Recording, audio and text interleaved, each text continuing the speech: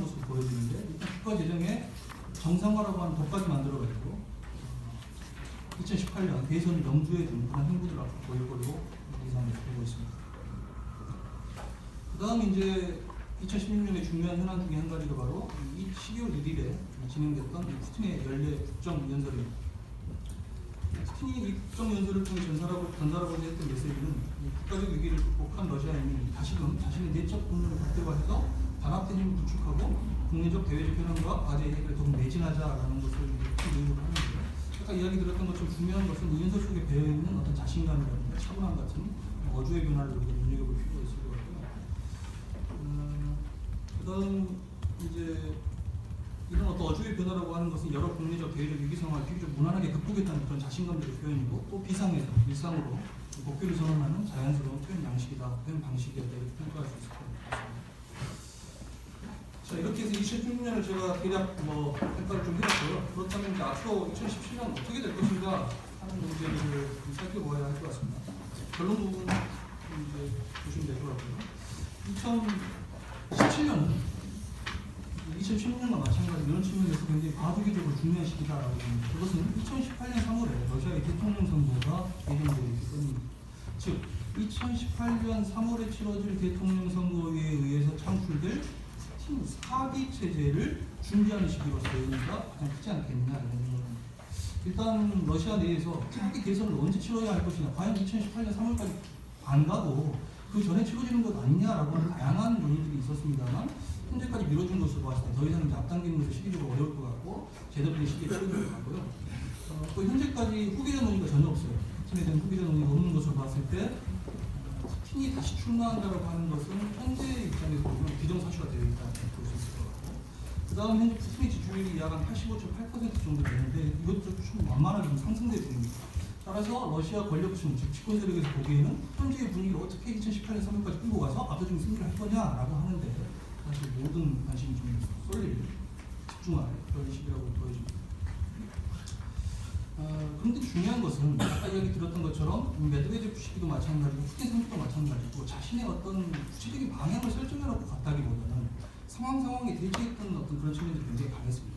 따라서 푸틴 사기를 앞두고 있는 측면에서 러시아의 집권 세력에게 숙제는 뭐냐면 이런 새로운 시대, 즉 시대의 요청을 어떻게 담아서 국정의 어떤 방향을 제시할 것인가, 새로운 노선들을 제시할 것인가 하는 게 굉장히 중요한 숙제로 남겨져 있고요.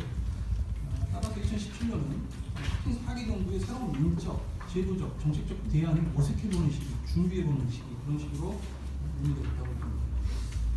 특히나 2017년은 2016년에 굉장히 좋은 환경이 많이 만들어졌습니다. 특히나 대외적으로 좋은 환경이 만들어졌죠. 그동안은 러시아가 이제 외부의 위협으로 자기를 지키기 위해서 대외 문제에 적극적 관심을 쏟았다고 한다면 트럼프의 당선이라든가 브렉시트라든가 여러 가지 대외적인 호조건들이 만들어진 조건이기 때문에 이런 조건에서는 대외적인 문제의 힘을 조금 더 아끼고 그 문제를 실제 국내 문제에 집중하려고 하는 그런 방향성들이 등장하게 될 거다라는 것이 제 전망입니다. 따라서 2017년은 이 긍정적인 대외 환경을 토대로 대외 현안보다는 주요 사회, 경제적 현안 문제의 해결을 비롯해서 이 정치적 개혁에 대한 수요에 조심스럽게 대응하는, 즉 국내 문제에 집중하는 그런 시기가 될 것 같고요. 이런 면에서 본다면 메드베제프가 이끄는 내각은 사회, 경제적인 현안 해결에 집중할 것 같습니다.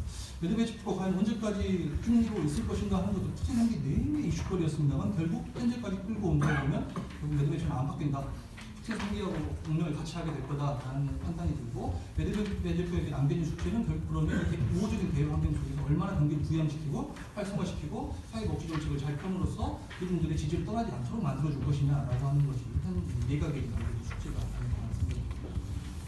특히 내각은 앞으로 이 푸틴 사기 체제의 어떤 국정운영 방향에 대한 기본 어떤 초안 같은 것을 대통령 행정실과 함께 스트레오로 준비하는 그렇게 될 것 같고요. 그 다음에 중요한 것은 내각, 대통령, 행정실, 국가두마 등을 비롯한 국가기구 간의 위상제휴 정도 일부 시도될 것으로 예상됩니다. 주목해볼 것 중에 한 가지는 국가두마의 위상이 좀 높아질 것 같습니다. 그동안에 이제 러시아에서 국가두마라고 하면 도장 찍는 집단이다 이렇게 평가됐었죠.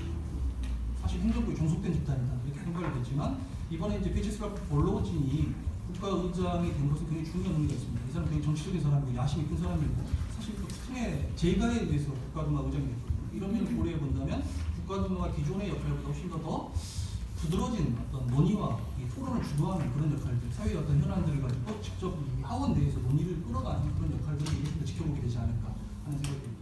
그에 반면에 대통령 행정실은 기존의 정치적인 성격이 조금 줄어들고 기술 실무적인 어떤 부분들이 좀 강화되는 측면도 예상이 되고 있습니다.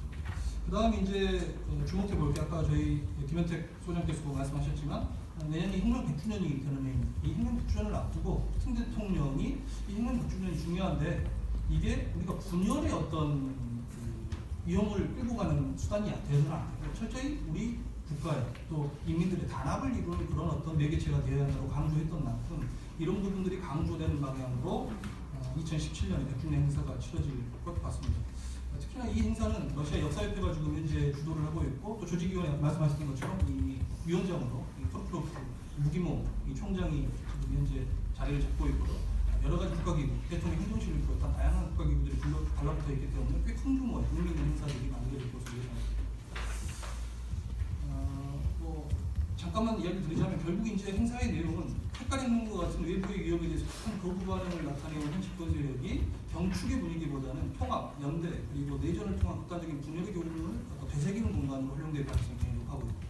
그 다음에 이제 마지막으로 말씀드리고 싶은 게 내년에도 우리는 부패와의 전쟁 문제를 좀 심각하게 보지 않을까 하는 생각이 듭니다. 부패와의 전쟁이 심각해지는 것은 여러 가지 이유가 있는데 일단 사람들이 좋아요.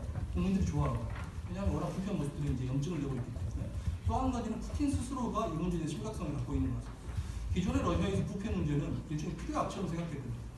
그리고 관료들에게 요구되는 덕목은 부패 안 하면 좋지만 오히려 더 중요한 건 충성심이거든요. 근데 체제가 사실은 굉장히 위협적인 상황에 처해 있었기 때문에 푸틴 역시 체제의 위협까지 끌고 갈 수 있는 부패 문제에 대해서는 아까 말씀드렸던 현직 장관이든 누구든 간에 선을 주지 않겠다고 하는 시그널을 분명히 보냈다고 생각하고 이런 방향은 2017년에도 유지되지 않을까 생각합니다. 이상입니다.